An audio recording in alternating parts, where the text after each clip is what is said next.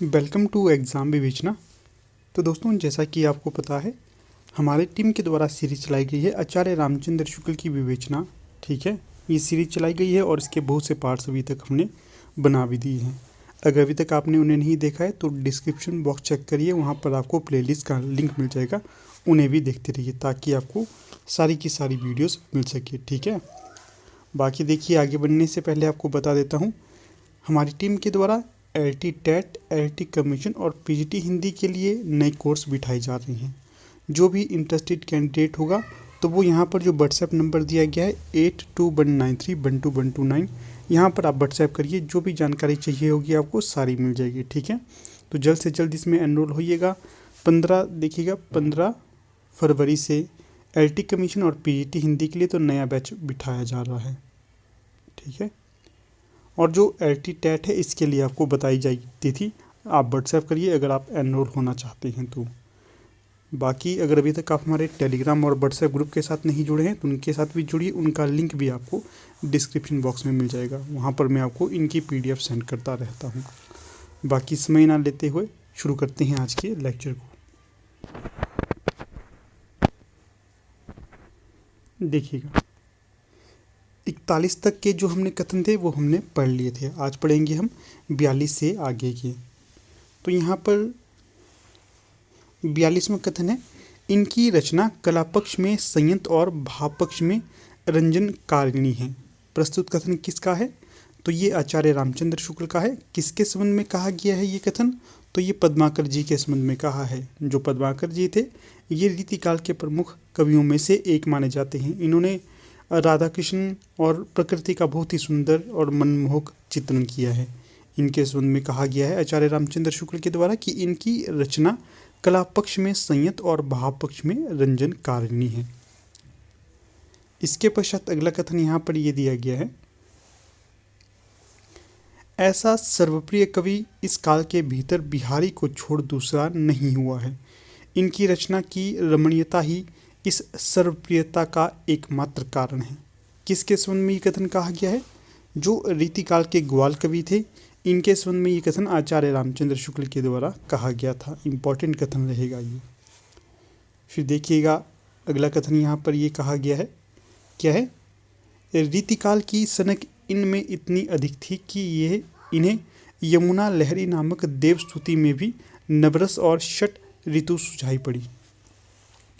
तो देखिए क्या है, रीतिकाल की सनक इनमें यहाँ पर आ गया, इनमें इतनी अधिक थी इन्हें यमुना लहरी नामक देवस्तुति में भी नवरस और षड ऋतु सुनाई पड़ी थी। तो ये कथन भी ग्वाल कवि के संबंध में आचार्य रामचंद्र शुक्ल के द्वारा कहा गया है। अगला कथन देखिएगा, षड ऋतुओं का वर्णन इन्होंने विस्तृत किया है पर वही श्रृंगारी उद्दीपन के ढंग का। क्या है? जो ग्वाल कवि थे इन्होंने षड ऋतुओं का वर्णन विस्तृत किया है पर वहीं श्रृंगारी उद्दीपन के ढंग का, जो श्रृंगारी उद्दीपन इस ढंग का इन्होंने ये वर्णन किया था। ठीक है, फिर देखिएगा अगला यहाँ पर कथन ये हो जाएगा आचार्य रामचंद्र शुक्ल का कि ग्वाल कवि ने देशाटन बहुत अच्छा किया था। क्या है? ग्वाल कवि ने देशाटन अच्छा किया था और उन्हें भिन्न भिन्न प्रांतों की बोलियों का अच्छा ज्ञान था। ये कथन भी ग्वाल कवि के संबंध में रामचंद्र शुक्ल का हो जाएगा।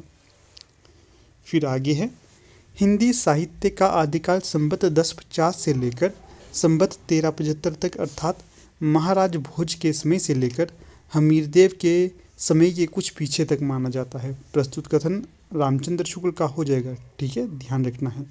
अगर पूछा जाएगा कि रामचंद्र शुक्ल ने आदिकाल का समय कब से कब तक स्वीकार किया है, संवत 1050 से लेकर संवत 1375 तक। अगर पूछा जाए कौन से राजाओं के समय के अंतर्गत ये आदिकाल का समय मानते हैं, तो ये महाराज भोज थे इनके समय से लेकर हमीरदेव के समय के कुछ पीछे तक ये स्वीकार करते हैं।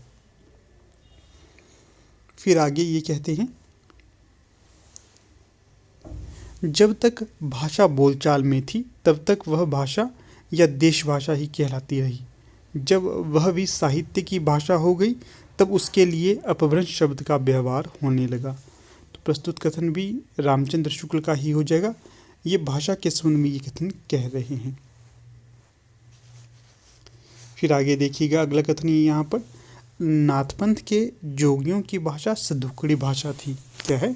जो नाथपंथ के जोगी थी उनकी भाषा कैसी थी? सदुकड़ी भाषा थी उनकी। यहाँ पर देखिएगा जो आचार्य रामचंद्र शुक्ल है ये कबीरदास की भाषा को भी सदुकड़ी ही मानते हैं। ठीक है, और ये भी मानते हैं कि जो कबीरदास को सदुकड़ी भाषा कहाँ से प्राप्त हुई थी, तो ये नाथपंथियों से प्राप्त हुई थी।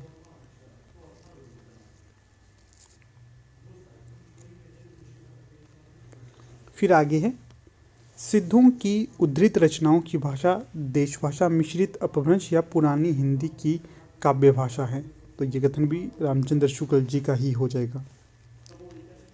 आगे है, सिद्धों में सरह सबसे पुराने अर्थात विक्रम संवत 690 के हैं। किसने कहा है ये? रामचंद्र शुक्ल ने सिद्धों के जो सबसे पुराने कवि थे सरहप्पा या सरह, इनके संबंध में ये कथन कहा है। फिर आगे क्या है? आगे है, कबीर आदि संतों को नाथपंथियों से जिस प्रकार साखी और बानी शब्द मिले उसी प्रकार साखी और बानी के लिए बहुत कुछ सामग्री सदुकड़ी भाषा भी। ठीक है, पहले ही मैंने आपको बता दिया था कि जो रामचंद्र शुक्ल मानते हैं कि जो कबीरदास को सदुकड़ी भाषा कहाँ से मिली थी? नाथपंथियों से। ठीक है, उसी प्रकार से जैसे साखी और बानी शब्द मिले थे नाथों से ही कबीरदास को। कहने के लिए एक ही तथ्य है, एक ही कथन है, परंतु अगर तथ्यों की बात करेंगे तो बहुत सारे तथ्य यहाँ से निकलते हैं। डायरेक्ट प्रश्न भी आपके यहाँ से बन जाएंगे और जो अगर कथनों की बात करेंगे तो कथन भी आपके यहाँ से बन जाएंगे। ये सीरीज़ बहुत ही ज़्यादा महत्वपूर्ण है, खासकर पीजीटी हिंदी और नेट वालों के लिए मैं इसको जोर देकर कहता हूँ कि आपको देखना ही चाहिए इसे। फिर आगे देखिएगा, वीर गीत के रूप में हमें सबसे पुरानी पुस्तक बिसलदेव रासो मिलती है। क्या है? वीर गीत के रूप में हमें सबसे पुरानी पुस्तक कौन सी मिलती है? बिसलदेव रासो मिलती है। किसने कहा है ये? रामचंद्र शुक्ल जी ने। देखिएगा, अगर आप हमारे टेलीग्राम ग्रुप के साथ अभी तक नहीं जुड़े हैं तो जुड़िएगा, वहाँ पर आपको फ्री स्टडी मटेरियल मिलता रहता है। ठीक है, लिंक आपको डिस्क्रिप्शन बॉक्स में उपलब्ध करवा दिया गया है।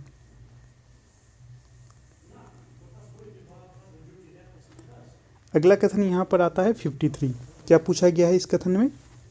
बिसलदेव रासो में काव्य के अर्थ में रसायन शब्द बार बार आया है, अतः हमारी समझ में भी यही रसायन शब्द से होते होते रासो हो गया। ये कथन पूछा जा सकता है कि किस काव्य के अर्थ में रसायन शब्द बार बार आता था आचार्य रामचंद्र शुक्ल के अनुसार? तो ये बिसलदेव रासो काव्य के अंतर्गत कहा गया है। और ये भी पूछा जा सकता है कि रामचंद्र शुक्ल के अनुसार बिसलदेव रासो काव्य में कौन सा शब्द बार बार आता था? तो ये रसायन शब्द था। ये भी पूछा जा सकता है कि रामचंद्र शुक्ल ने रासो शब्द की उत्पत्ति किस शब्द से मानी है? तो ये रसायन शब्द से मानी है। रामचंद्र शुक्ल का प्रस्तुत कथन हो जाएगा। अगला कथन यहाँ पर है 54। बिसलदेव रासो में आए 12 से 72 का स्पष्ट अर्थ है 1212। अगला कथन यहाँ पर हो जाएगा आपका 55। क्या पूछा गया है इस कथन में? इस कथन में ये कहा गया है, बिसलदेव रासो के बारे में आचार्य रामचंद्र शुक्ल ने कहा है यह घटनात्मक काव्य नहीं वर्णनात्मक काव्य है। पूछा जा सकता है किस रासो ग्रंथ के संबंध में रामचंद्र शुक्ल ने कहा था कि ये घटनात्मक काव्य नहीं है वर्णनात्मक है? तो ये बिसलदेव रासो के संबंध में कहा गया कथन है।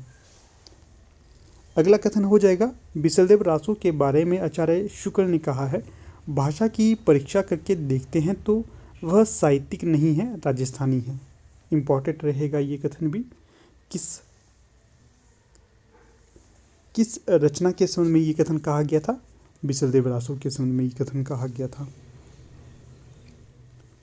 फिर आगे देखिएगा, आगे है, अपभ्रंश के योग से शुद्ध राजस्थानी भाषा का जो साहित्यिक रूप था वह डिंगल कहलाता था। क्या है? अपभ्रंश के योग से शुद्ध राजस्थानी भाषा का जो साहित्यिक रूप था वह डिंगल कहलाता था। रामचंद्र शुक्ल ने कहा है ये।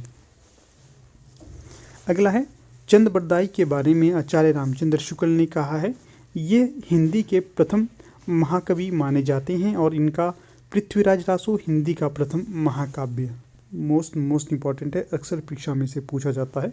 फिर से दोहराऊंगा, चंद बरदाई के बारे में आचार्य रामचंद्र शुक्ल ने कहा है ये हिंदी के प्रथम महाकवि माने जाते हैं और इनका पृथ्वीराज रासो हिंदी का प्रथम महाकाव्य।